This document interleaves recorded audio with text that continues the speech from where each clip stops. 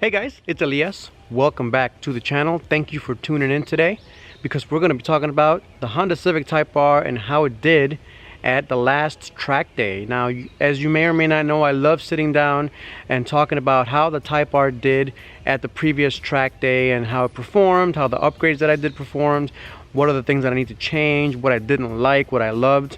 So let's go ahead and sit down and talk about all the different things that happened at that track day. So how did the Civic Type R do at the last track day at Pocono? Well, needless to say, it gets better and better with every upgrade that I make. I love everything. Every time I go to the track with the Civic Type R, I'm reminded of why I bought the Civic Type R. First, I love the fact that there's so much space in the back of the Civic Type R to put on all the wheels and tires and brake fluid and different jacks and jack stands and tools. Everything you would need for a good track day. You don't need a trailer. You could just put it in the back of your Type R, drive it there, change the wheels, change the pads if you want to change the brake pads out, and then go ahead to have your fun on track days, change everything back to street, and drive back home in nice, comfortable, air-conditioned car. And I love that about the Type R. And if you're a track day junkie like I am, you would love the Civic Type R because of its dual function. It's good on the street and it's good on the track. Now, what are some of the upgrades that I did before I went to the track? Well, first, I changed the brake fluid. I noticed that the stock brake fluid did okay, but it was kind of boiling at the limit when I was driving really hard and braking really hard. And I changed it to this. This is my favorite brake fluid that I've ever used. I always use it on all my cars. The BMW uses it, the S2000 has it, and the Civic Type R now has it as well. And I used it at track day, and it improved the brake pedal feel. It was a lot less spongy when it got really hot than the stock factory brake fluid.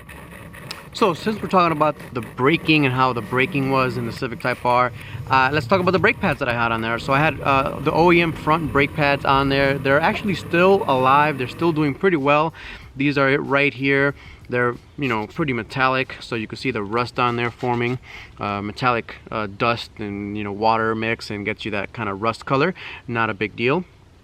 But as you can see, it's got plenty of pad left, and I'm surprised that it has that much pad left. This is the 6th track day I bring these pads to. No problems at all. It held up really well. With that upgraded brake fluid, I had no brake fade. I mean, I kept hammering on that brake for 2 sessions. No brake fade detected at all. I could use a little bit more aggressive brake pad now. I kind of feel like these don't give me that friction that I need when I'm running the Hoosier tires. More on that in a second. But for what they are, these are really good brake pads. Now, would I go out back to Honda and pay, you know, $220 for something like this? I wouldn't. Now, if I can get it for $100 or something, for sure I recommend these brake pads. If you have a hookup with Honda, you can get these pads for like $100, $120. Go out and get them again. These are really good brake pads. Now, let's talk about the Hoosier tires that I put on there. So I had Hoosier R7 tires. Now, if you go to Hoosier's website, you can get, basically there's 3 different types of Hoosiers that they sell. They sell one tire for the rain, their H2O tire, and they sell the Hoosier A7 and the Hoosier R7 tires.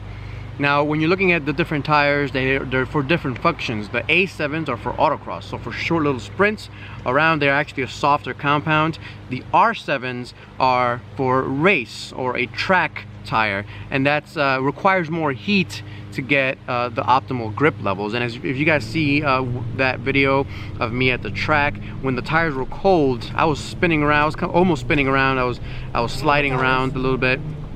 So I made sure I was yanking at the wheels left and right to make sure that they got some heat up into them before I started going fast, because it's actually pretty dangerous. If you drive these tires when it's cold out and you don't get heat into them, you will slip like crazy. Other than that, they are amazing when they get up to heat. They grip like no other tire I've ever experienced. I felt like the Civic Type R became a race car when I had these tires on them. They're so grippy that it was the first time that I felt that I needed more friction from the pads. Usually the pads, the OEM pads that it comes with, that the Type R comes with, is more than powerful enough to lock up the brakes, and you feel the ABS kind of kick in to kind of stop that locking up. With these Hoosiers, I never really felt that. You know, I really laid into the brakes, and I think only once did I feel the ABS kick in a little bit, but it was more when the tire was cold.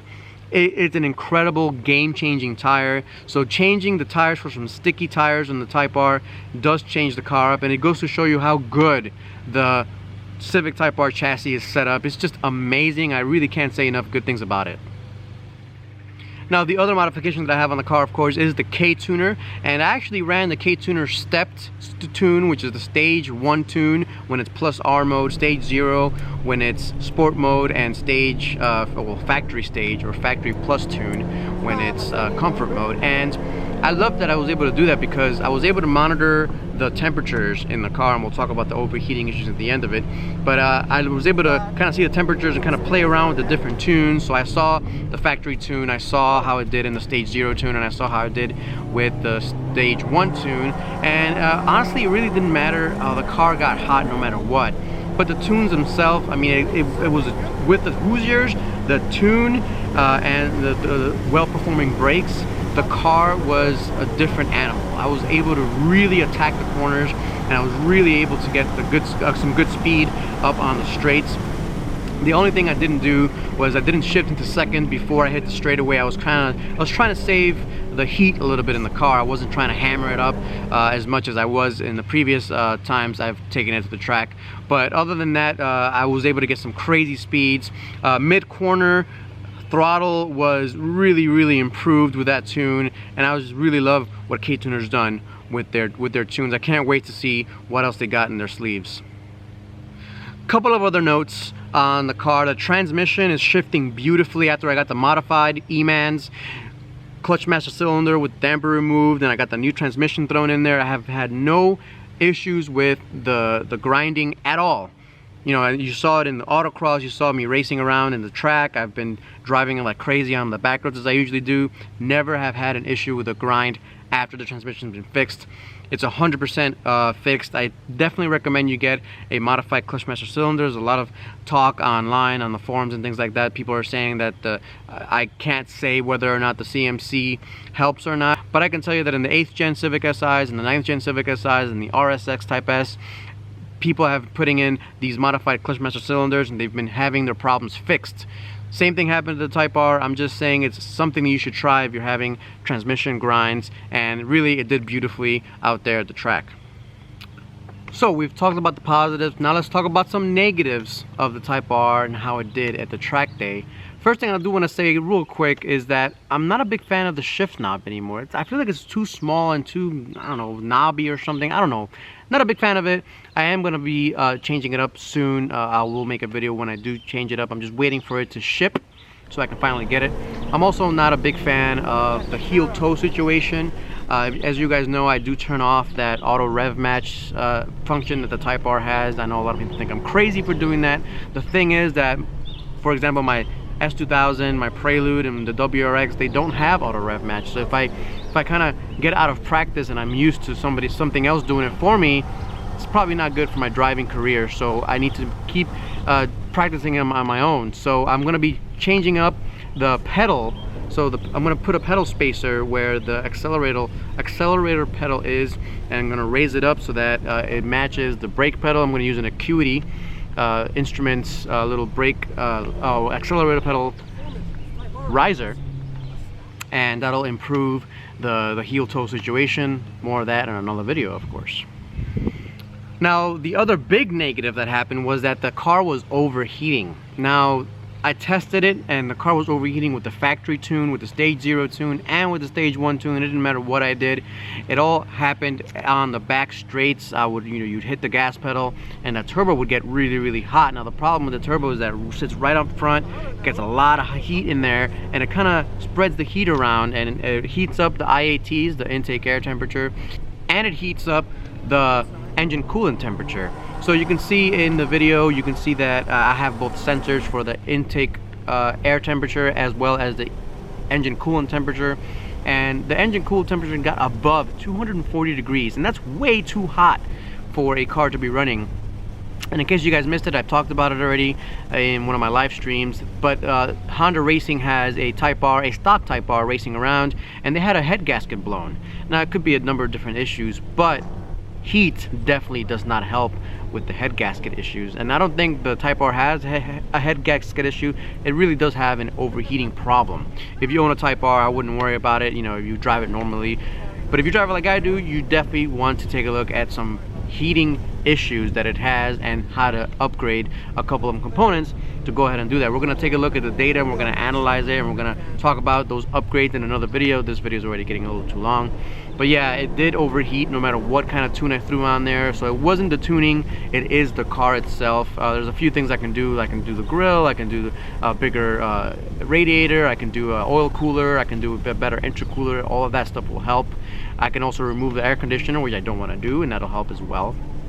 But we'll see what I get done there. So that pretty much wraps it up, guys. You know, I do make a lot of videos. I do go to track dates a lot, and I test out a lot of components. So, you know, I'm going to buy a whole bunch of different brake pads. You know, I have Stop Tech Sport pads on their way. I'm waiting for Hawk to give me their pads as well. I'm gonna do EBC. I'm gonna do a few other brake pads as well. I'm gonna be testing out hopefully some intercoolers soon. I'm gonna be testing out turbo blankets. I'll test out some grill. I'm gonna test out exactly how it affects and how the car reacts to different modifications now that I have all this information. I may install an oil temperature and oil pressure gauge somewhere, maybe with an oil cooler. We'll see what I do with that. And yeah, so I look forward to a lot more videos, and if you haven't yet, please go ahead and subscribe, and if you have any questions, put it down below. Happy to answer them as usual. Thanks for watching, guys. I'll catch you next time. Peace out. I love this car. It's my favorite. The level of performance of this Type R right now is astounding to me right now.